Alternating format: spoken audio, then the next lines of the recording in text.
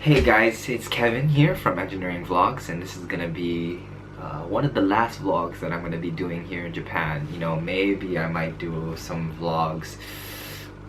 I mean, the last vlog that I'll probably do in my room. You know, probably I might maybe do some vlogs outside. You know, I want to show maybe a little bit more about Japan, maybe show the campus I was at before I leave.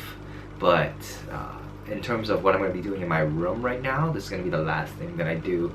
And I just kind of want to show you how I lived in Japan for the past 2 months as a, you know, studying abroad as an engineer. The university didn't really help me out a lot as much as a stipend. You know, they gave me a stipend to find a place to live, but they didn't help me find the place to live because I guess the internship or the study abroad was very short notice, and they didn't have the resources to help us out, so we had to kind of just search for it on our own.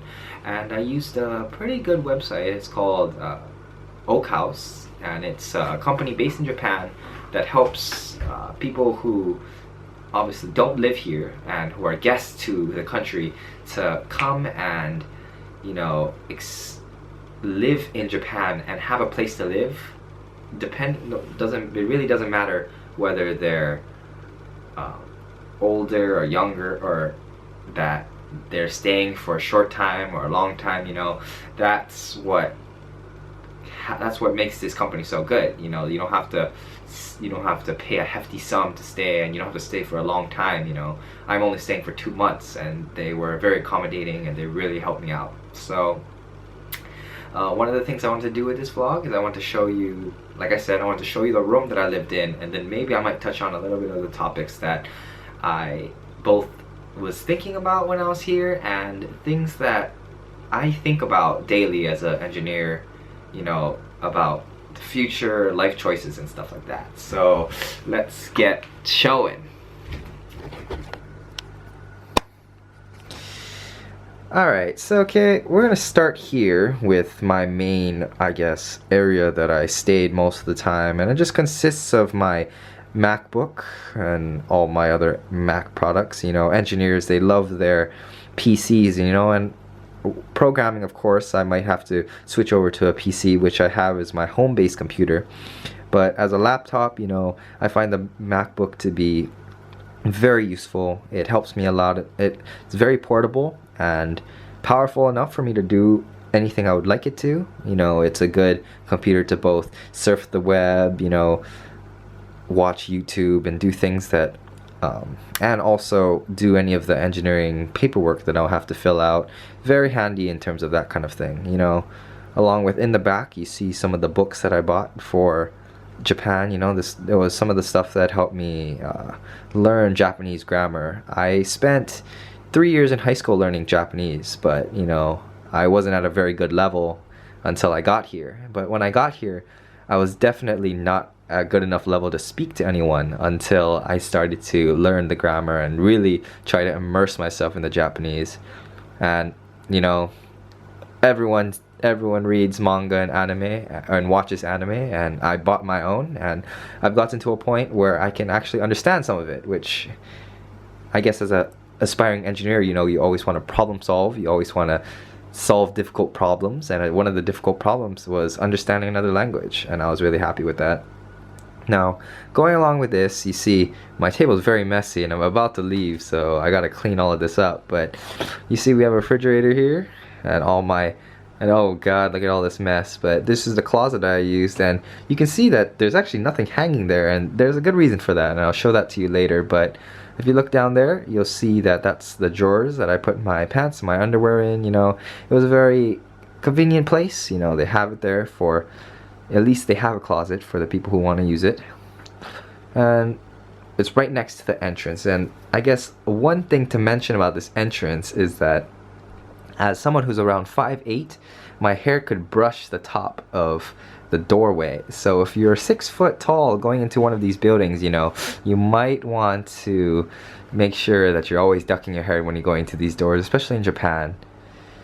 And as we go on, you know, here's a top shelf that I ended up just throwing my jeans and my pants onto this ledge, and because I didn't have a place to dry them, because I didn't have any, I didn't have many pants hangers when I came to Japan. So I ended up just throwing them up on that top hanger when they needed to dry, and it ended up working just as fine, especially in this hot weather right now. And you can see some ramen. And if we look down here, you know, this is my twin size bed that I had in Japan. You know, very easy to. It was both my seat, my bed, and place to work on, I guess. And this is where I spent most of my time in Japan, I suppose. You know, just it was very easy to clean, very did its job. And then coming along to here, we have the air condition, which was a very big key player in the last few weeks of my time here in Japan, because as much as I didn't want to use it because there was a usage bill, I just used the heck out of it towards the end because it was too hot, you know. I'm not used to 100 degrees Fahrenheit or 35 degrees Celsius from where I live, so that was definitely a shock for me. And now you see over here where my window is, this is where all my shirts were, and because of that, and this happened because all my shirts and stuff I would hang outside the window to dry them, and I ended up just putting it on this hanger and just leaving it there after I brought it back in from the outside the window, and I just left it like that. You know, it would dry here just as good as it would dry in the closet, so I left it as it is. And you can see just a little bit that there's a bend in the railing that holds the curtain, so I don't know whether they're ever gonna fix this, but it was definitely a cause of all the heaviness of my clothing, so I'm not too sure. But yeah, that was my room.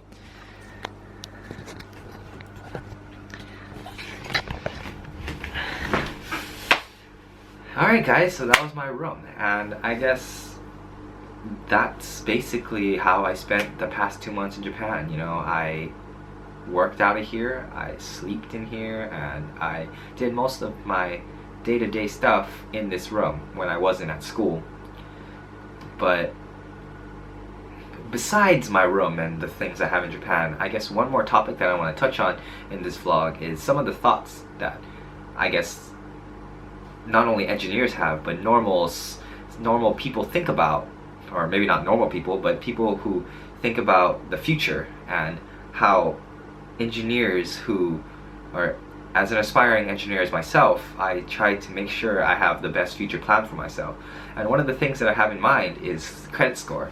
So, of course, as an aspiring young adult trying to get into the business world, I want to have the highest credit score possible. I want to have credit limits where I want them to be. I want to have money to spend when I want it to spend, and make sure that I'm saving enough for the future and knowing how to spend my money wisely.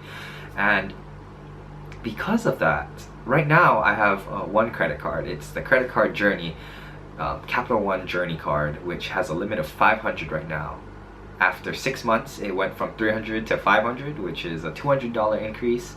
And it wasn't enough, you know. Nowadays I'm going on trips. I'm getting funding from my professors to go to conferences. Just 2 months ago, before this trip, I went to a conference in Arizona. It was called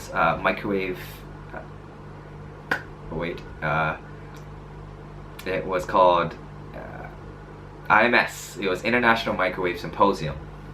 And that conference, you know, I had to pay for all my food. I had to get a hotel room. I had to buy my plane tickets, and all of this of course got reimbursed, but I needed to buy it with a credit card before it got reimbursed with the receipts from the school. And with a $500 credit card, that's not going to take me very far. So one of the things that I've been looking into is when to apply for credit cards, and when should I go for the big credit cards that my parents have. You know, like some people say that you should get the Sally Mae, or you should get the American Express Everyday card, or you should get the, of course, the Chase Sapphire Preferred card. And those are 3 cards that I'm looking at, and I'm not too sure because of course I have gotten my payments down every month. You know, I've been doing the right things in terms of credit, but when do I apply for these? Well, as you can already see, my camera just died, but so I just waited till the next day, you know, let my camera charge, or let my battery charge. You know, I didn't have a new battery because I heard about the battery problems, but I didn't know it was going to be a problem when I started this series. I didn't know the video was going to be so long, but that was partly because I showed you guys around my room, and you know, next time my videos won't be this long, but you know, this is just a cut, I guess, and a very big cut because I waited till the next day to film this part. But in terms of what I was talking about in credit cards, you know, there's a lot of things that we worry about in terms of, or don't worry about when we're young, and I feel like this is a good time for us to focus on that, even though credit scores and all of that sounds like things that we do as an adult. You know, we want to make sure that we can focus on those now, and that we can make sure that we're preparing for the future. So that's all for now, guys. My name is Kevin with Engineering Vlogs, and I'll see you next time.